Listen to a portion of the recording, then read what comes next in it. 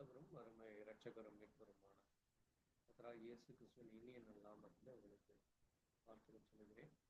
தேவனுடைய பெரிதான கிருபையினாலே இந்த அருமையான நாளிலும் கூட தேவனுடைய சமூகத்திலே நாம் ஒரு சிறு கூட்டமாக கர்த்தரை நோக்கி பார்த்து தேவனுடைய சத்திய வார்த்தைகளை வாசித்து தியானிக்கும் கர்த்தர் நமக்கு இந்த நல்ல நாளை கூட்டி கொடுத்திருக்காய். அவருக்கு நன்றி கலந்த இருதயத்தோடு அவரை ஸ்தோத்தரித்து கனப்படுத்தி மகிமைப்படுத்தி நாம் தேவ சமூகத்தில் நம்மை தாழ்த்தி நாம் ஜெபிக்கலாம்.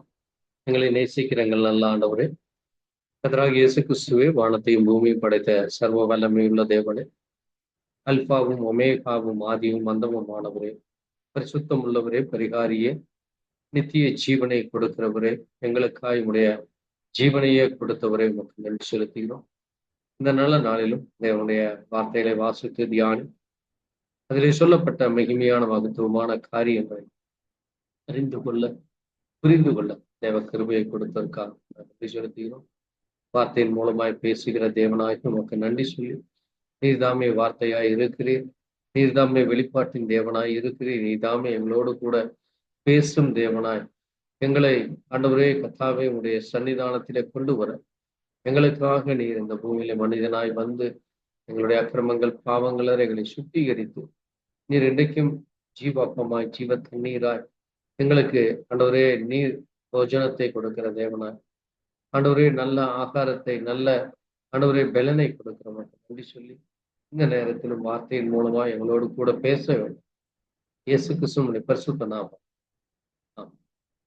கர்த்தர் தாமே ஒவ்வொருவரையும் மீண்டும் ஆசீர்வதிப்பாராக. இந்த நல்ல நாளிலும் கூட என்னுடைய வார்த்தைகளிலே நாம் இன்றைக்கு சிறிய தியானத்திற்காக ரோமர் எழுதின சுவிசேஷகம் அப்போஸ்தலனாகிய பவுல் ரோமர் பட்டணத்துக்கு எழுதின வேத புத்தகத்திலே புதிய ஏற்பாட்டிலே ரோமர் நிருபத்திலே 9ஆம் அதிகாரத்திலே 32, 33 வாசித்து தொடர்ந்து இந்த நாளுக்குரிய செய்திக்குள்ளாய் நாம் கடந்து செல்லலாம்.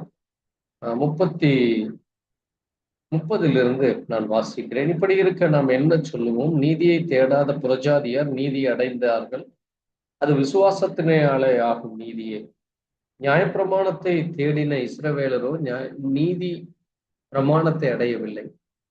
என்னத்தினால் என்றால் அவர்கள் விசுவாசத்தினாலே அதை தேடாமல் நியாயப்பிரமாணத்தின் கிரிகளினாலே தேடினபடியா அதை அடையவில்லை. இடறதற்கான கல்லை இடறினார், இதோ இடறுவதற்கான கல்லையும் தவறுவதற்கான கண்மலையும் சியோனில் வைக்கிறேன், அவரிடத்தில் விசுவாசமாய் இருப்பவன் எவனோ அவன் வெட்கப்படுவதில்லை என்று எழுதியிருக்கிறபடி ஆயிற்று என்பதை ஆமை. இந்த நாளிலே கூட இங்கே வாசித்த வார்த்தையிலே ஒரு முக்கியமான ஒரு காரியமாக நாம் தியானிக்கிறது, தேவன் இந்த பூமியிலே எல்லா மனிதரையும் நேசிக்கிறவராய் எல்லாருக்காக இந்த பூமியை படைத்து தேவனுடைய பிள்ளைகளாக அவர்கள் ஒவ்வொருவரும் தேவனுக்கென்று இந்த பூமியிலே சாட்சியாய் உண்மையாய் தேவனுடைய வார்த்தையின்படி அவருடைய கட்டளைகளையும் கற்பனைகளின்படி நடக்க வேண்டும் என்று சொல்லி தேவன் ஆதியிலிருந்து ஒரு தீர்மானத்தை வைத்து அந்த தீர்மானத்தின்படி நடக்க தேவ ஜனங்களாகி நம்மை இந்த பூமியில வைத்திருக்கிறார். ஆனால் அதற்கென்று ஒரு சில நியமங்களையும் அவர் நியமித்திருக்கிறார். அந்த நியமத்தின்படி அது விசுவாசத்தினாலா கிரியையினாலா அல்லது தேவனுடைய நீதியா என்று நாம் இன்னைக்கு நாம் பார்க்க போகிறோம். இங்க நம்ம பார்க்கிற பொழுது இஸ்ரவேலர்களுக்கு தேவன் ஒரு பிரமாணத்தை கொடுக்கிறார். நியாயப்பிரமாணம் என்கிற பிரமாணத்தை கொடுத்து இந்த பிரமாணத்தின்படி அவர்கள் தேவனை எல்லா காரியத்திலும் அப்படியாக அதை செய்ய வேண்டும் என்று அவர்களுக்கு ஆலோசனை கூறி அந்த காரியத்தை அதை ஒரு சட்டமாக அவர் அங்கே கொண்டு வருகிறார். ஆனால் இங்கே நாம் பார்க்கிற பொழுது நீதியை தேடாத புறஜாதியார் நீதியை அடைந்தார்கள், அது விசுவாசத்தினாலே ஆகும் நீதியே. நீதி பிரமாணத்தை தேடின இஸ்ரவேலரோ நீதி பிரமாணத்தை அடையவில்லை. என்னத்தினால் என்றால் அவர்கள் விசுவாசத்தினாலே அதை தேடாமல் நியாயப்பிரமாணத்தின் கிரியைகளினாலே தேடினபடியாக அதை அடையவில்லை. இடறற்கான கல்லிலே இடறினார்கள் என்று அங்கே குறிப்பிட்டு சொல்லி மிக முக்கியமாக 2 காரியத்தை நாம் பார்க்க வேண்டியவர்களாக இருக்கிறோம். முதல் காரியம், தேவன் ஒரு நீதியை, ஒரு நியாயப்பிரமாணத்தை வைக்கிற பொழுது அந்த நியாயப்பிரமாணம் அது விசுவாசத்தினாலே தேவன் சொல்லி இருக்கிறார், அதை நான் சரியாய் செய்து முடிப்பேன், நான் அவருக்கு பிரியமாய் நடந்து கொள்வேன். அந்த வார்த்தை அது எழுத்தின் பிரகாரமாய் அல்ல, அது என்னை தேவனோடு கூட இணைக்கிற ஒரு சத்திய வார்த்தையாய் இருக்கிறது. நான் தேவனுக்கு பயந்து கட்டளைகளின் கற்பனைகளின்படி கீழ்ப்படிந்து உண்மையாய் இருப்பேன் என்று அப்படிப்பட்டதான ஒரு சிந்தையை, அப்படிப்பட்டதான ஒரு காரியத்தை தேவனுடைய பிள்ளைகளாகிய நாம் செய்ய வேண்டும் என்று அவர் விரும்புகிறார். ஆனால் இஸ்ரவேலர்களும் அந்த விசுவாசத்தினாலே அதை செய்யாமல், அல்லது தேவன் இந்தந்த காரியங்களை செய்ய வேண்டும், இதை செய்யக்கூடாது, இப்படி செய்கிற பொழுது இந்த விதமான காரியங்களாகும், இந்த காரியத்தின் மூலமாய் அது தேவனுக்கு எரிச்சலையும் கோபத்தையும், தேவனுக்கு அது அவருடைய சமூகத்திலே வர முடியாதபடி அதை தடைகளை ஏற்படுத்தும் என்று சொல்லுகிற பொழுது அதை ஜனங்கள் அது வார்த்தையின்படியாக அதை கவனித்து அந்த வார்த்தையை அவர்கள் சரியாக புரிந்து கொள்ளாததினாலே, அவர்கள் அதை சரியானபடி அதை கீழ்ப்படிந்து நடக்காததினாலே, அவர்கள் மீறி நடக்கிறதுனாலே அது அவர்களுக்கு ஒரு பெரிய இடரலாக, அவர்களுக்கு அது ஒரு பெரிய தொல்லையாக மாறுகிறதை நாம் இங்கே பார்க்க முடிகிறது. அதனைத்தான் இங்கே சொல்லுகிறான், பிரஜாதியார் நீதியை அடைந்தார்கள், அது விசுவாசத்தினாலாகும் நீதி என்று சொல்லலாம். பிரஜாதிகள் தேவனை தங்களுடைய இருதயத்திலே விசுவாசிக்கிற பொழுது அவர்கள் தேவனுடைய பிள்ளைகளாகிறார். ஆனால் இஸ்ரவேலர்களோ தேவனுடைய சொந்த ஜனங்கள் என்றும், தேவனாலே முன்குறிக்கப்பட்டவர்கள் என்றும், தேவனுடைய சொந்த சம்பத்துகளாய் இருக்கிறார்கள் என்று பழைய ஏற்பாட்டிலே நாம் வாசிக்கிறோம். ஆனால் அவர்கள் அதை விசுவாசத்தினாலே தேடாமல் நியாயப்பிரமாணத்தின் கிரியைகளினாலே, இத்தனை ஆண்டவராகிய இயேசு கிறிஸ்துவினிடத்திலே கூட அவர்கள் வந்து உங்களுடைய சீஷர்கள் கைகளை கழுவாமல் சாப்பிடுகிறார்கள், அல்லது உங்களுடைய சீஷர்கள் அங்கே மற்ற இடங்களுக்கு செல்கிறார்கள், மற்றவர்களோடு கூட அங்கே சமாரியர்களோடு இடைப்படுகிறார்கள், இப்படி அங்கே சரீர பிரகாரமாக தீர்க்கப்படுகிற காரியங்கள், மற்ற நபர்களோடு அவர்கள் பேசுகிற காரியங்களிலே, அவர்களோடு கூட இடைபடுகிற காரியங்களிலே இவர்கள் குற்றம் கண்டுபிடிக்கிறவர்களாக காணப்படுகிறார்கள். தேவன் அங்கே பலிகளை செலுத்தும் பொழுது அந்த பலிகளினாலே அவர்களுக்கு மன்னிப்பு உண்டு என்று சொல்லி தொடர்ந்து தவறுகள் செய்து, ஒவ்வொரு முறை தவறுகள் செய்யும் பொழுது வருடா வருடம் அவர்கள் அந்த பஸ்கா பண்டிகையிலோ அல்லது மற்ற சர்வாங்க தகன பலியிலோ போஜன பலிகளினால இப்படியாக அவர்கள் ஒவ்வொரு காரியத்திலேயும் அவர்கள் தவறு செய்து மறுபடியும் தேவ கரத்திலே வந்து தங்களுடைய தவறுகளை மன்னிக்கும்படியாக கேட்டு அவர்கள் அது ஒரு கிரியைகளினாலே அதை சரி செய்யும்படியாக பலி செலுத்துவதன் மூலமாக அல்லது அப்படிப்பட்ட காரியங்கள் தசமபாகம் மூலங்களாய் காணிக்கை மூலமாக அதை சரிப்படுத்தி கொள்ளுகிறபடி அதை கிரிகளினாலே அதை அவர்கள் செய்கிறார்களோ, ஒரு உண்மையான அது தவறு, இனி அப்படி செய்யக்கூடாது என்கிற அந்த மனம் திரும்புதலோடோ அல்லது இப்படிப்பட்ட காரியங்கள் தேவனுக்கு பிரியமில்லை, தேவனுக்கு அது எரிச்சலையும் கோபத்தையும் ஏற்படுத்தும், தேவனுக்கு அது எதிரான செய்கைகள் என்கிற அப்படிப்பட்ட அந்த சிந்தை இல்லாதபடி அவர்கள் அங்கே இடறி விடுகிறதை பார்க்க முடிகிறது. அது ஏன் என்று அதை குறித்து ஏசாயா மூலமாக அவர் சொல்லுகிற பொழுது ஏசாயா 8ஆம் அதிகாரத்திலும் மற்றும் ஏசாயா 28ஆம் அதிகாரத்திலே இந்த காரியங்களை குறித்து தேவன் அங்கே பேசுகிறார். அதை நாம் இங்கே ஏசாயாவிலே நாம் வாசிக்கிற பொழுது ஏன் இந்த காரியத்தை தேவன் அந்த நாட்களிலே அந்த இஸ்ரவேலர்கள் அப்படி செய்து கொண்டு வந்ததினாலே என்ன என்று அங்கே நாம் பார்க்கிற பொழுது ஏசாயா 8ஆம் அதிகாரத்திலே 14ஆம் வசனத்திலே நாம் வாசிக்கிற பொழுது அவர் உங்களுக்கு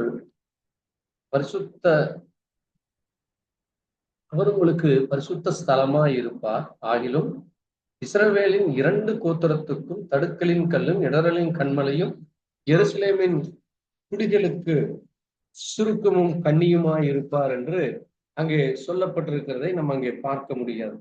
பாருங்கள், ஒரு முக்கியமான ஒரு காரியத்தை அவர் சொல்லுகிறார்.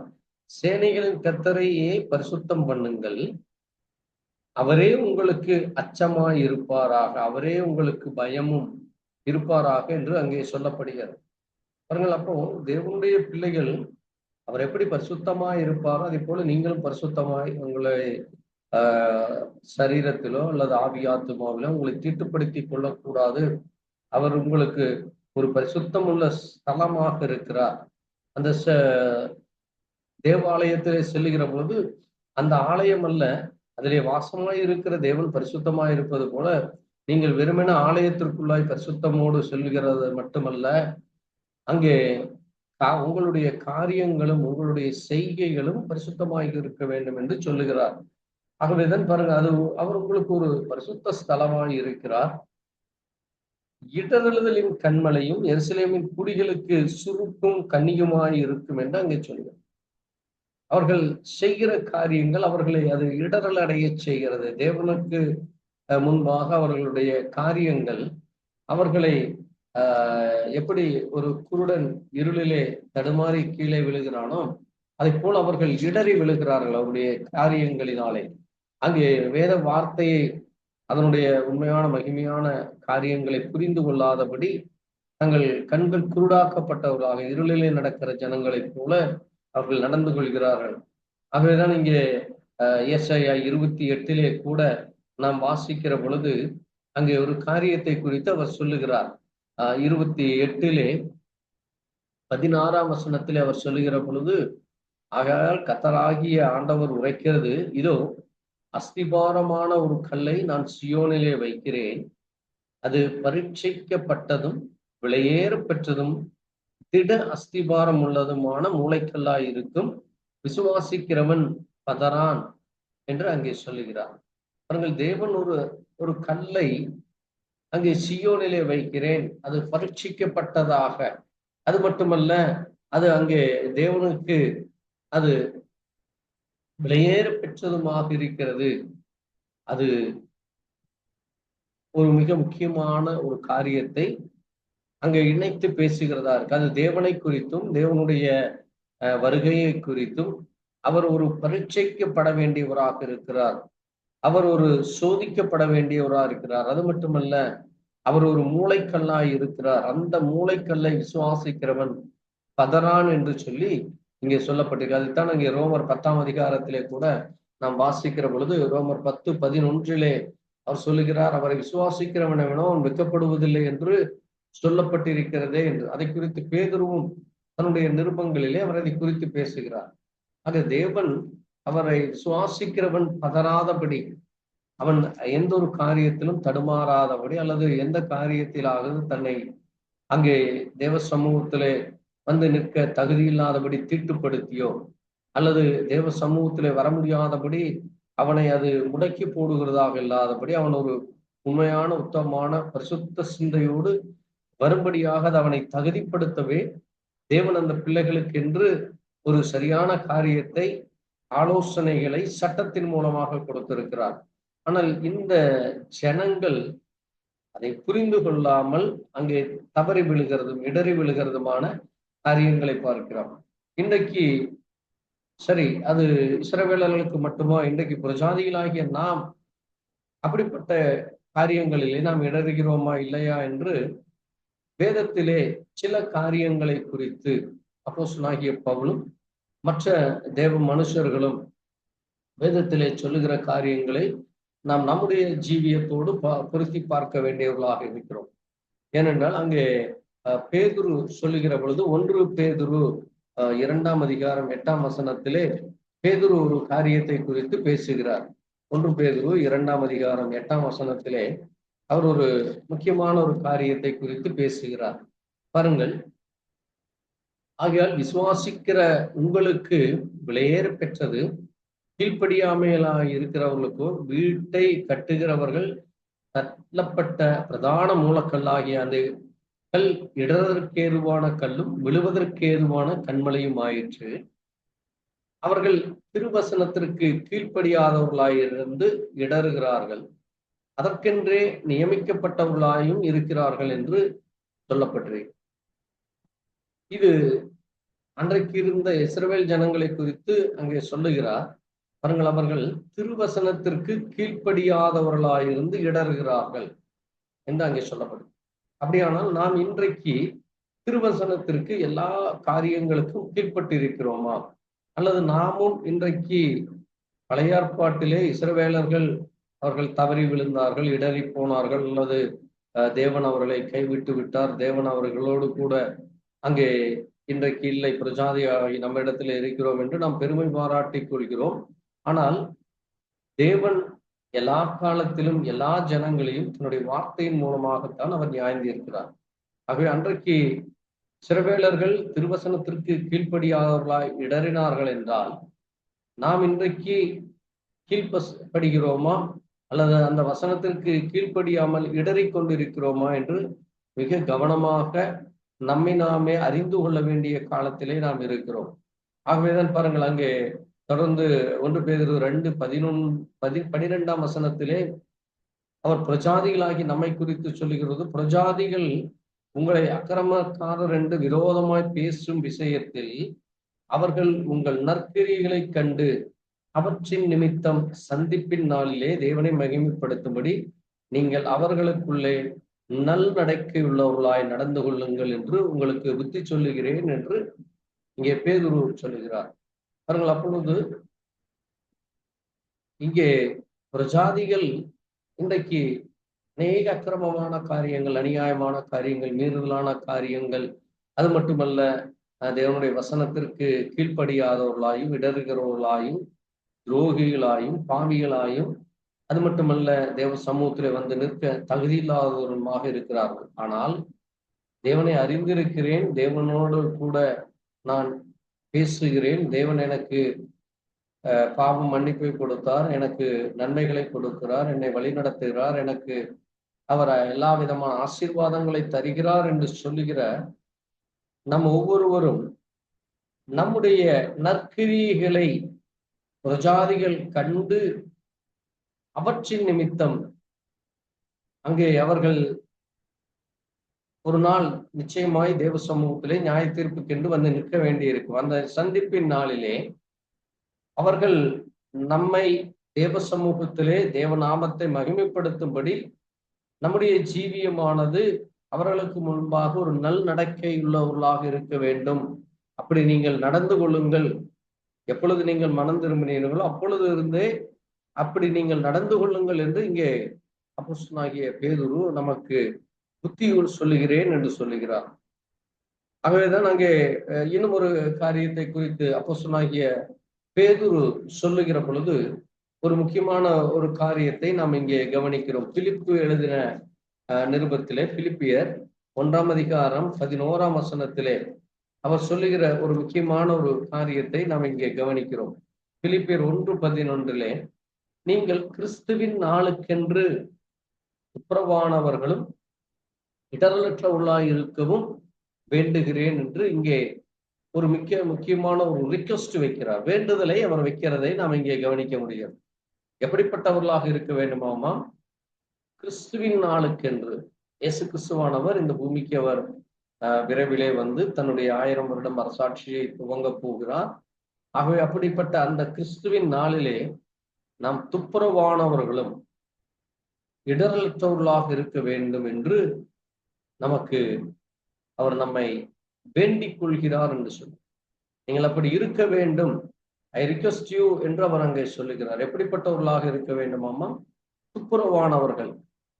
அங்கே எந்த விதமான அங்கே வஞ்சிக்கப்பட்டவர்களாகவோ அல்லது தீட்டுப்பட்டவர்களாகவோ அல்லது தேவ சமூகத்திலே வந்து நிற்க தகுதி இல்லாதவர்களாகவோ அல்லது நம்முடைய ஜீவியத்தின் மூலமாய் மற்றவர்களுக்கு இடரலை கொண்டு வரும் பொழுது அந்த இடரலின் மூலமாக மற்றவர்கள் மனம் திரும்புவதற்கு நாம் ஒரு தடைக்கல்லாக அங்கே இருக்காதபடி நீங்கள் சரியாக இருக்க வேண்டும் என்று இங்கே அவர் சொல்லுகிறார்.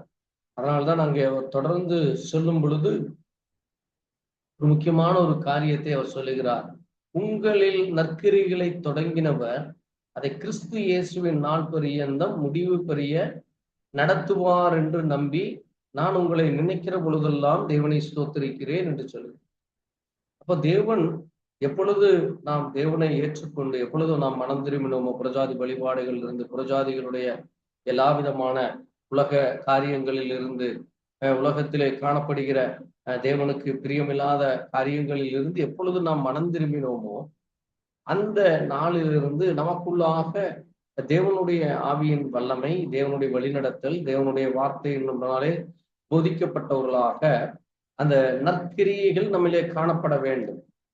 எப்படி தேவனுடைய பிள்ளைகள் அங்கே உண்மையாகவே விசுவாசத்தோடு தேவனுக்கென்று கனி கொடுக்கிறவர்களாய் மாறினார்களோ, எப்படி தேவனை பின்பற்றுவர்களாய் தேவனுக்காக வைராக்கியமாய் நின்றார்களோ, அங்கே வேதத்திலே பழைய ஏற்பாட்டிலே ஆபிரகாமை போல, ஈசாக்கை போல, யாக்கோபை போல இப்படி அநேக தேவ மனுஷர்கள் எவ்விதமாய் தேவனுக்கென்று உண்மையான உத்தமமான இருதயத்தோடு வைராக்கியத்தோடு நின்றார்களோ அவர்கள் தேவனுக்கென்று நற்கிரிகளின் மூலமாய் அதை உறுதிப்படுத்தினார்கள். ஆகவே நம்முடைய ஜீவியமும் அப்படிப்பட்ட ஒரு நற்கிரிகளை தொடங்குறதாக இருக்க வேண்டும் என்று இங்கே பவுல் நான் உங்களுக்காய் வேண்டிக் கொள்கிறேன் என்று சொல்கிறார். அது மட்டுமல்ல, அவர் இன்னொரு முக்கியமான ஒரு காரியத்தை ரோமர் 14ஆம் அதிகாரம் 20ஆம் வசனத்திலே அங்கே சொல்லுகிறார். அது 15 நாம் வாசிக்கிறது, போஜனத்தினாலே உன் சகோதரனுக்கு விசனம் உண்டாகினால் நீ அன்பாய் நடக்கிறவன் அல்ல, அவனை உன் போஜனத்தினாலே கெடுக்காதே, கிறிஸ்து அவனுக்காக மரித்தாரே என்று சொல்லுகிறார்.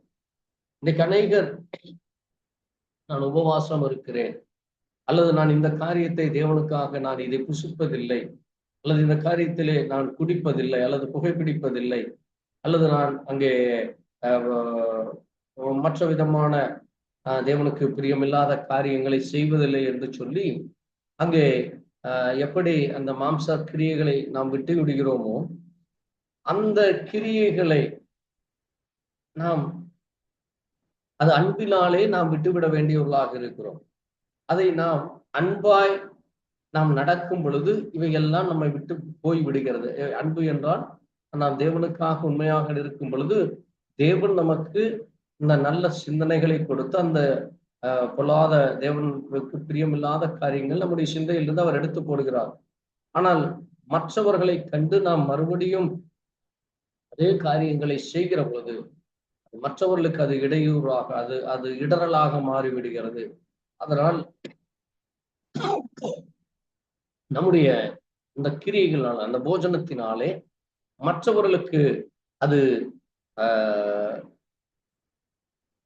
விசனம் உண்டாகுமோ அல்லது அந்த போஜனத்தினாலே அது மற்றவர்களை கெடுப்பதாக ஆகிவிடுகிறது என்று சொல்கிறார். அதைத்தான் அங்கே தொடர்ந்து அவர் சொல்லுகிற பொழுது அவர் சொல்லுகிறார் பாருங்கள் 20ஆம் வசனத்திலே, போஜனத்தின் நிமித்தம் தேவனுடைய கிரியைகளை அழித்து போடாதே, எந்த பதார்த்தமும் சுத்தம் உள்ளதான், ஆனாலும் இடறுதற்காண்டாக புசிக்கிறவனுக்கு அது தீமையாக இருக்கும் என்று சொல்லுகிறார்.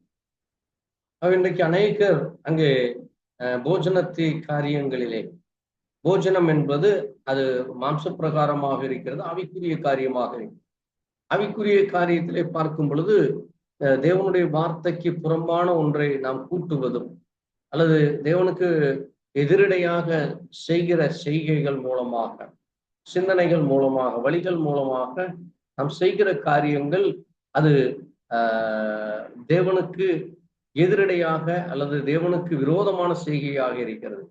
அப்படிப்பட்ட அந்த கிரியைகளினாலே நாம் தேவனுக்கு தீமையாக உள்ளவர்களாக நாம் மாறக்கூடாது, ஒரு எளிமையாக மாறக்கூடாது என்று இங்கே பவுல் சொல்கிறார்.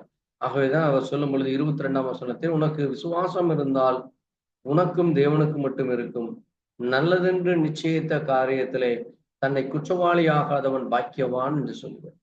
ஆகவே நாம் ஒரு விஷயத்தை செய்கிற பொழுது, அதை குறித்து பேசுகிற பொழுது, நடக்கிற பொழுது அது தேவனுக்கு பிரியமா, அது நல்லதா, அது அதன் மூலமாய் தேவன் நாமம் தூஷிக்கப்படுமா, தேவனுடைய மற்றவர்களுக்கு என் ஜீவியத்தின் மூலமாய் இடரல் உண்டாகுமா என்று அது நம்மை குற்றவாளி ஆக்காதபடி நாம் அதை கவனத்தோடு செய்ய வேண்டும் என்று அங்கே அறிவுரை கூறுகிறார். ஆகவே போஜனத்தினால் மட்டுமல்ல, நம்முடைய கிரியைகளினாலும் நம்முடைய செய்கைகளினாலும் நாம் மிக கவனமாக இருக்க வேண்டும் என்று அங்கே சொல்கிறார். அது மட்டுமல்ல, இன்னும் ஒரு காரியத்தை குறித்து அப்போஸ்தலனாகிய பவுல் 1 கொரிந்தியர் 8ஆம் அதிகாரம் 13ஆம் வசனத்திலே அவர் சொல்லுகிற பொழுது ஒரு காரியத்தை குறித்து இங்கே சொல்லுகிறார். 1 கொரிந்தியர் 8ஆம் அதிகாரம் அங்கே பார்க்கிற பொழுது 12:13 ஒரு காரியத்தை குறித்து பேசுகிறார். இப்படி சகோதரருக்கு விரோதமாய் பாவம் செய்து பலவீனமுள்ள அவருடைய மனசாட்சியை புண்படுத்துகிறதினாலே நீங்கள் கிறிஸ்துவுக்கு விரோதமாய் பாவம் செய்கிறீர்களே.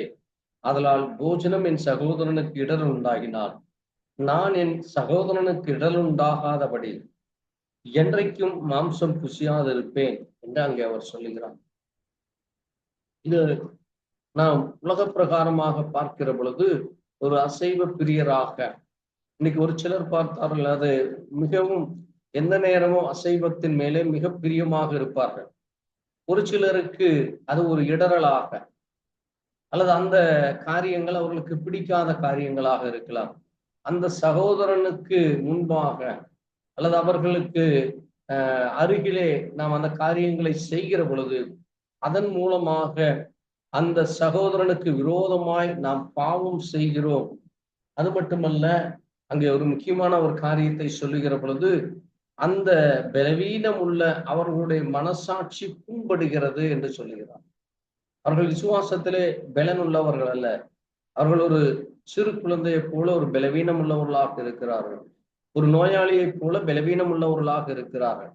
அவர்களுக்கு நல்ல பலன் கிடைக்க வேண்டும். அவர்களுக்கு தேவனை பற்றி அறிகிற அறிவிலே அவர்கள் முழுவதுமாக வளருவதற்கு நாம் ஒரு இடரலாக இல்லாதபடி நாம் இப்படிப்பட்ட மாம்சம் புசிக்கிற காரியங்களிலே நாம் நம்முடைய நாவை, நம்முடைய சரீரத்தை, நம்முடைய காரியங்களை நாம் சரியாக இருக்க வேண்டும் என்று இங்கே சொல்லுகிறார்.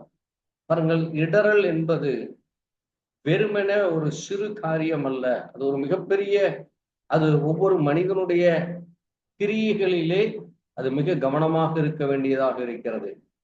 பேச்சிலே இடரல் உண்டாக்காதபடி, அது மட்டுமல்ல, போஜனத்தினாலே, நற்கிரியைகளினாலே, நல்ல சிந்தனைகளினாலே, யோசனைகளினாலே, அது மட்டுமல்ல, நீங்கள் செய்கிற காரியங்கள் அங்கே இதில் 1 கொரிந்தியர் 8ஆம் அதிகாரத்திலே பார்க்கிற பொழுது அறிவுள்ளவனாகிய உன்னை விக்கிரக கோயிலே பந்தியிலே இருக்க கண்டால் பலவீனமாய் இருக்கிற மனசாட்சி விக்கிரகங்களுக்கு படைக்கப்பட்டதை புசிக்கிறதற்கு துணிகு கொள்ளும் அல்லவா என்று சொல்லும்.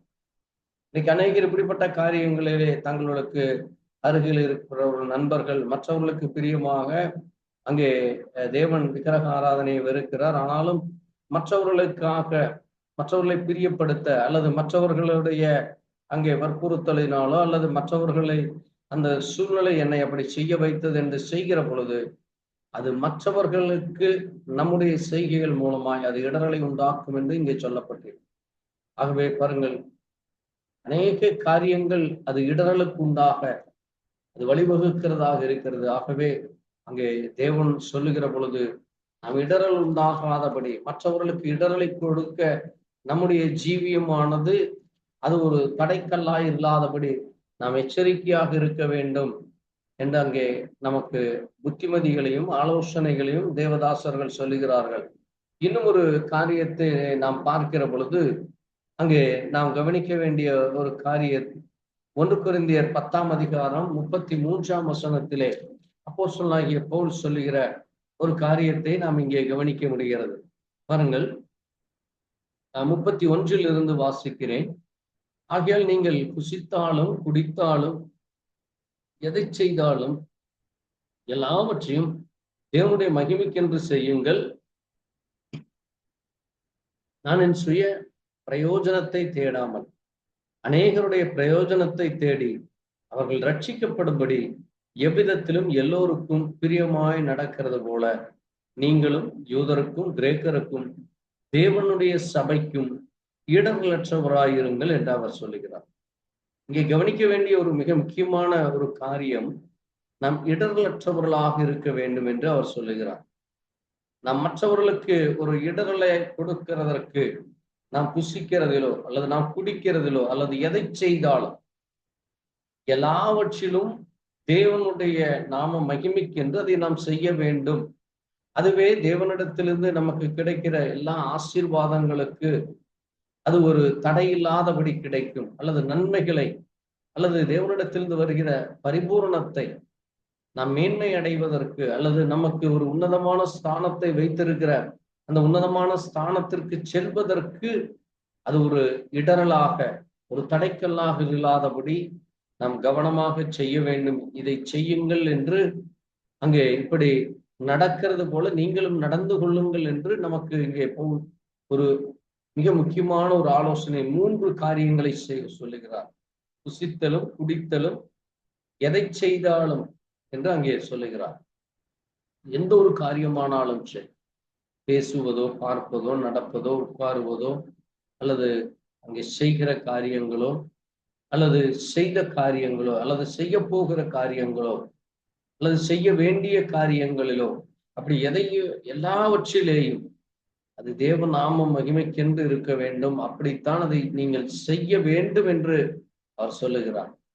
ஆகவே தேவனுடைய பிள்ளைகள் மிக கவனமாக மிகவும் எச்சரிக்கையோடு இப்படிப்பட்ட காரியங்களை செய்ய வேண்டியவர்களாக இருக்கிறோம். தொடர்ந்து இன்னும் ஒரு காரியத்தை நாம் பார்க்கிற பொழுது அது ரோமர் 14ஆம் அதிகாரத்திலே அப்போஸ்தலனாகிய பவுல் ஒரு காரியத்தை குறித்து இங்கே பேசுகிறார். ரோமர் 14 பாருங்கள் 13 ஒரு காரியத்தை சொல்லுகிறார். 12-13 நான் வாசிக்கிறேன். ஆதலால் நம்மில் ஒருவனும் தன்னை குறித்து தேவனுக்கு கணக்கொப்புவிப்பான். இப்படி இருக்க நாம் இனிமேல் ஒருவரை ஒருவர் குற்றவாளிகள் என்று தீர்க்காதிருப்போமாக. ஒருவனும் தன் சகோதரனுக்கு முன்பாக தடுக்கலையும் இடரலையும் போடலாகாது என்று தீர்மானித்துக் கொள்ளுங்கள். ஒரு பொருளும் தன்னிலே தீட்டுள்ளதென்று கர்த்தராகிய இயேசு கிறிஸ்துவுக்குள் அறிந்திருக்கிறேன். ஒரு பொருளை தீட்டுள்ளது என்று எண்ணிக்கொள்ளுகிறவனோ அவனுக்கு அது தீட்டுள்ளதாயிருக்கும் என்று அங்கே சொல்லுகிறார். கவனிக்க வேண்டிய ஒரு முக்கியமான ஒரு காரியம், இனிமேல் ஒருவருக்கொருவர் அல்லது ஒருவரை ஒருவர் குற்றவாளிகள் என்று தீர்க்காதிருங்கள். நாம் தீர்க்கக்கூடாது. மற்றவர்களை குற்றவாளிகள் என்று தீர்க்க நமக்கு எந்த தகுதியும் இல்லை. ஏனென்றால் தேவ சமூகத்திலே தேவனுடைய பார்வையிலே நாம் ஒரு குற்றவாளிகளாக இருக்கிறோம். நாம் தேவனுக்கு பிரியமில்லாமல் நடந்து தேவ கிருபையினாலே தேவனுடைய இரக்கத்தினாலே நாம் ரட்சிக்கப்பட்டு நாம் தேவனிடத்திலே பாவ மன்னிப்பை பெற்றிருக்கிறோம். அப்படிப்பட்ட நாம் மற்றவர்களை அவர்கள் இப்படி குற்றம் செய்கிறார்கள், அவர்கள் இப்படி தவறு செய்கிறார்கள் அல்லது அவர்கள் எப்படி நடந்து கொள்கிறார்கள், இப்படி ஐக்கியம் கொள்கிறார்கள் என்று மற்றவர்களை நாம் குற்றவாளிகள் என்று தீர்க்கக்கூடாது என்று மிக முக்கியமாக சொல்லுகிறார். அப்படி செய்வது அந்த சகோதரனுக்கு முன்பாக அது தடுக்கலையும் இடரலையும் போடுவதை போல இருக்கிறது. அப்படி நீங்கள் போடக்கூடாது. அப்படி அந்த தடுக்கல் செய்யக்கூடாது. அப்படி அந்த இடரலை நீங்கள் செய்யக்கூடாது என்று உங்களுக்குள்ளே நீங்கள் தீர்மானித்துக் கொள்ளுங்கள் என்று அவர் அங்கே நமக்கு ஒரு முக்கியமான ஒரு காரியத்தை சொல்லுங்கள். மற்றவர்களை குற்றவாளிகளாக தீர்க்கக்கூடாது என்று தேவன் நம்மை மிகவும் எச்சரிக்கையோட பழைய ஏற்பாட்டிலும் புதிய ஏற்பாட்டிலும் இயேசு கிறிஸ்து அதை குறித்து பேசியிருக்கிறார். நாம் மற்றவர்களை குற்றவாளிகள் என்று தீர்க்க நாம் ஒருவரும் அல்ல. தேவனே நியாயாதிபதியாய் அந்த மனிதனுடைய எல்லா காரியங்களை மன்னிக்கிறவரும் அதை மறக்கிறவரும் அல்லது அதை நினைவுபடுத்தி அந்த மனிதனுக்கு நியாய தீர்ப்பிலா அல்லது நித்திய மகிமையிலா என்று தேவன் அதை முடிவு செய்கிறார். தேவனுடைய பிள்ளைகளாகி நாம் மற்றவர்களை நாம் குற்றவாளிகள் என்று சொல்லி அல்லது மற்றவர்களை குறித்து நாம் பரியாசமும் ஏளனமும் செய்து மற்றவர்களுக்கு நாம் ஒரு இடரலாக இல்லாதபடி மிக எச்சரிக்கையாக இருக்க வேண்டும். அது புசித்தலானாலும் சரி, குடித்தலானாலும் சரி, எதை செய்தாலும் சரி, அல்லது தேவனுடைய காரியங்களானாலும் சரி, நாம் அது மற்றவர்களுக்கு அது இடரலாக இருக்கக்கூடாது என்று அது மிக தெளிவாக அது ஒரு ஆலோசனையாக புத்திமதியாக சொல்லி இருக்கிறார். ஆகவே இந்த நாளிலே தேவனுடைய பிள்ளைகள் என்று சொல்லுகிற நாம் நம்ம எந்த ஒரு காரியத்தை குறித்தும் நாம் அது சத்திய வேதத்தின்படி சொல்லப்பட்டிருக்கிறதா என்றால் அந்த வேத வார்த்தை அது என்னை என்ன செய்கிறது, அது மற்றவர்களுக்கு அப்படி நான் செய்யும் பொழுது அது இடரல் உண்டாகுமா, அல்லது அந்த காரியத்தின் மூலமாக தேவநாமம் தூஷிக்கப்படுமா, அந்த காரியத்தின் மூலமாய் தேவனுக்கு விரோதமான செய்கையாய் அது மாறிவிடுமா என்று நாம் எல்லா காரியத்திலும் ஆலோசனையோடு தேவன் நமக்கு வேதத்திலே அநேக ஆலோசனைகளை அநேக காரியங்களை இன்றைக்கு நாம் என்ன காரியத்தை காண்கிறோமோ நடக்கிறதோ அது தொன்று தொட்டு அது ஆதியாகமும் தொட்டு அது நடந்து கொண்டுதான் இருக்கிறது. நமக்கு அது புதிதாக தோன்றலாம் அல்லது அது நமக்கு ஒரு வித்தியாசமாக தோன்றலாம். ஆனால் அவைகள் ஒவ்வொன்றும் அந்தந்த நாட்களிலே அந்தந்த ஜனங்களுக்கு அந்தந்த பகுதியில் இருக்கிறவர்களுக்கு உடைய ஜீவியத்திலே அவர்கள் அதை கடந்து வந்தார். அதிலே யாரெல்லாம் ஜெயம் கொண்டார்கள் என்று நமக்கு அது ஒரு படிப்பினையாக வேதத்திலே இருக்கிறது. அவர்கள் எப்படி அதிலே ஜெயம் கொண்டார்கள், அவர்கள் எப்படி அதிலே அவர்கள் உண்மையாக இருந்தார்கள், எப்படிப்பட்ட காரியத்திலே மற்றவர்களுக்கு இடையூறு இல்லாமல் மற்றவர்களை நேசிக்கிறவர்களாய் மற்றவர்கள் மேல் பிரியம் கொள்வர்களாய் நடந்தார்கள் என்று நமக்கு சொல்லப்பட்டிருக்கு. ஆகவே தேவனுடைய பிள்ளைகளாகி நாம் மிகவும் கவனமாக சொல்லப்பட்ட ஆலோசனைகளை சொல்லப்பட்ட புத்திமதிகளை கேட்டு நாம் மற்றவர்களுக்கு இடரல் உண்டாகாதபடி அல்லது தேவனுடைய நாமத்திற்கு நாம் துப்புரவானவர்களாக இடரலற்றவர்களாக இருக்க வேண்டும் என்று புத்தி சொல்லுகிறேன் என்று சொன்ன காரியத்தை நாம் தொடர்ந்து ஒவ்வொரு நாளும் நம்முடைய ஜீவியத்திலே நாம் அதை சத்தத்தை கேட்டு அதை உணர்ந்து கொண்டவர்களாய் நடக்க கர்த்தர் நமக்கு கிருபை கொடுப்பாரா.